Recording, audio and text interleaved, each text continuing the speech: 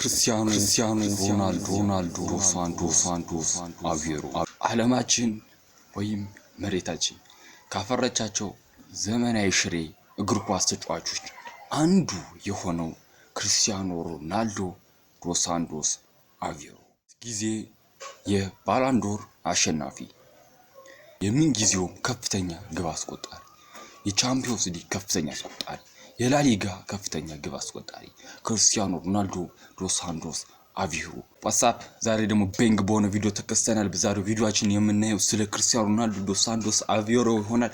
እስከ ቪዲዮ ፍጻሜ አብራችሁን ቆዩ። ላይክ፣ ሼር፣ ሰብስክራይብ ማድረግ እንዳይረሳ። ታንክ ዩ።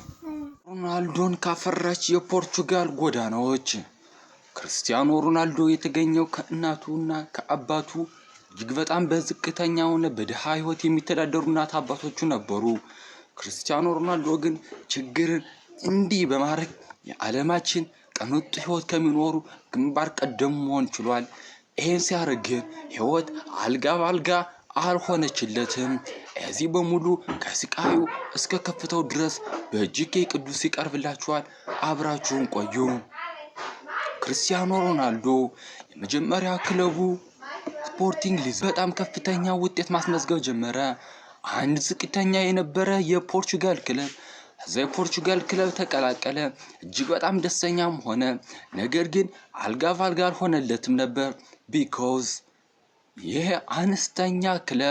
አነስተኛ የሆነው የፖርቹጋል ክለብ በጊዜው እጅግ በጣም አነስተኛ የነበረ የካፒታል ወይም የቢዝነስ ማነስ ስለነበረበት ክለቦችን አንዳንድ ስጦችና የተለያዩ ነገሮችን አፎርድ ማድረግ አልቻለም ነበር። ስለዚህ ተጫዋቾቹ ከቤተሰቦቻቸው ከእናት አባቶቻቸው በሚላክላቸው ጥቃቅን ገንዘቦች ትጥቆችን፣ ጫማዎችን እንዲሁም የተለያዩ ነገሮችን ያሟሉ ነበር። ሆኖም ግን ክርስቲያኖ ሮናልዶ እናቱና አባቱ የሚልኩለት እጅግ በጣም ያነሰ ብር እሱን ወደሚፈልገው ቦታ ጓደኞቹ ጋር እኩል ማድረግ አልቻለም ነበር። ሆኖም ግን ሮናልዶ እጅ አልሰጠም። ሮናልዶ ያደረገው ነገር ከካምፓቸው ፊት ለፊት ወደሚገኘው በርገር ቤት እየሄዱ ከጓደኛው ጋር ሁሌ በርገር ይለምናሉ። የበርገር ትርፍራፊ ከበሉ በኋላ ተደብቀው ወደ ካምፕ ይገቡ ነበር። ሆኖም ግን በዚህ አላበቃም። በ15 ዓመቱ እጅግ በጣም አሰቃቂውና በህይወት ዘመኑ የማይረሳው ክስተት ተፈጠረ።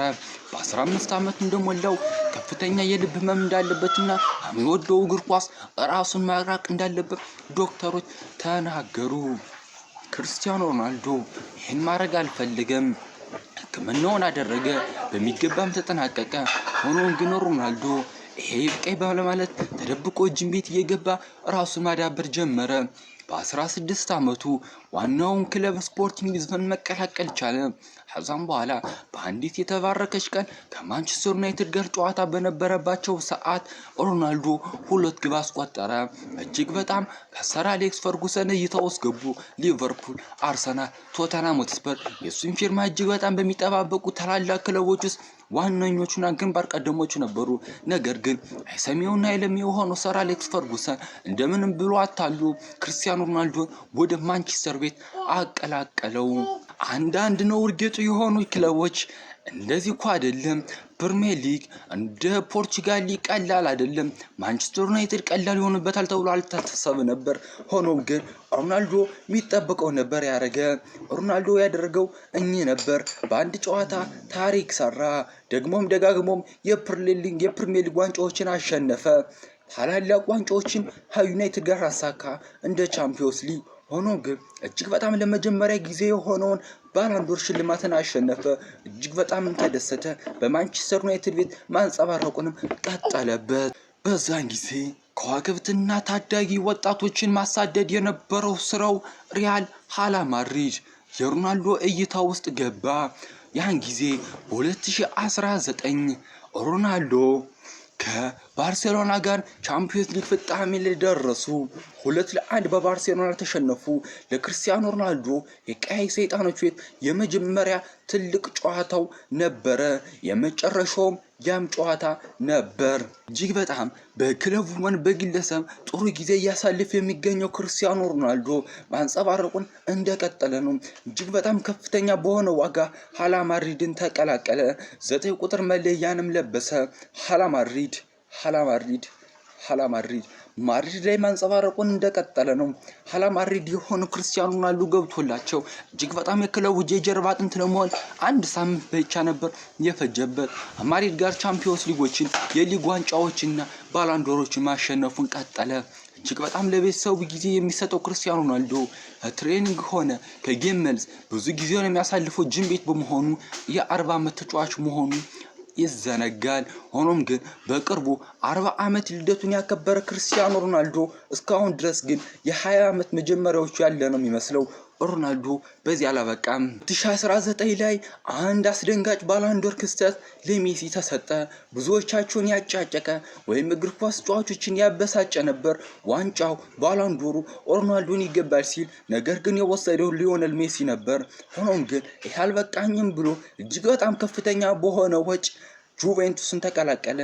ከእንግሊዝ ከፖርቹጋል ከጣሊያን ሆኖ ድረስ እስከ ስፔን ድሮ ሄዶ የተጫወተው ጁቬንቱስን ተቀላቀለ። ጁቬንቱስን ተቀላቅሎ እጅግ በጣም አስደሳች የሆነ ጊዜን እያሳለፈ ነበር። ቢሆንም ስኬትና ክብር እኩል ተከትሎት ይመጡ ክርስቲያኖ ሮናልዶ ማንጸባረቁንም ቀጠለበት። በጁቬንቱስም እጅግ በጣም አስደሳችና አሪፍ ጊዜዎችን አሳለፈ። ማድሪድም ተመልሶ አሪፍ ጊዜ ካሳለፈ በኋላ ወደ ልጅነቱ ውለታ ወዳለበት በሰር አሌክስ ፈርጉሰን ግፊት ማንቸስተር ዩናይትድን በድጋሚ ተቀላቀለ። ሆኖም ግን አሁን ነገሮች አልጋ ባልጋ ያልሆኑ ለክርስቲያኖ ሮናልዶ እጅግ በጣም ከፍተኛ ግጭትና ውዝግብ በሚነሳበት ሰዓት በአንድ ኤሪክ ተን ሃግ በተባለ አሰልጣኝ ከክለቡ መሰናበት ችሎ ነበር። ነገር ግን ክርስቲያኖ ሮናልዶ ነውና በሄደበት ሄዶ መጫወት የሚችለው እጅግ በጣም ብዙ ሚሊዮን ረብጣ ገንዘቦችን እያፈሰ ወደ አልናስር የሳውዲ አረቢያ ትልቅ ክለብ የሆነውን አልናስር ከተቀላቀለ በኋላ እጅግ በጣም ብዙ ስኬቶችን አገኘ። ብዙ ዋንጫዎችም ከአልናስር ጋር ማሸነፍ ችሏል።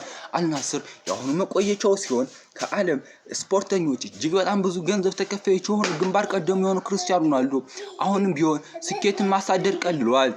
ሮናልዶ ዶስ ሳንቶስ አቬሮ ብዙ ጊዜው ለቤተሰቦቹና ለጂም የሚሰጠው ክርስቲያኖ ሮናልዶ የብዙ ወጣት ተጫዋቾች አርአያ መሆን የሚችል ክርስቲያኖ ሮናልዶ እንደዚህ በጥቂቱ ባይባልም በትንሹ ግን በዛሬ ቪዲዮ ደስ አድርገንላችኋል። ክርስቲያኖ ሮናልዶ በዓለም አንድ መኪና ብቻ ተመርቶ የዛ መኪና ባለቤት የሆነው ክርስቲያኖ ሮናልዶ ነው። ጠንክሮ የመስራትና ተስፋ ያለመቁረጥ ስሜትን የሚሰጠን ክርስቲያኖ ሮናልዶ አሁንም ቢሆን ትላልቅ ክብሮችን እያሳደደ ይገኛል። አመሰግናለሁ። ለዚህ ቻናል አዲስ ከሆናችሁ ላይክ፣ ሼር፣ ሰብስክራይብ ማድረግ እንዳይረሳ። ከልብ አመሰግናለሁ።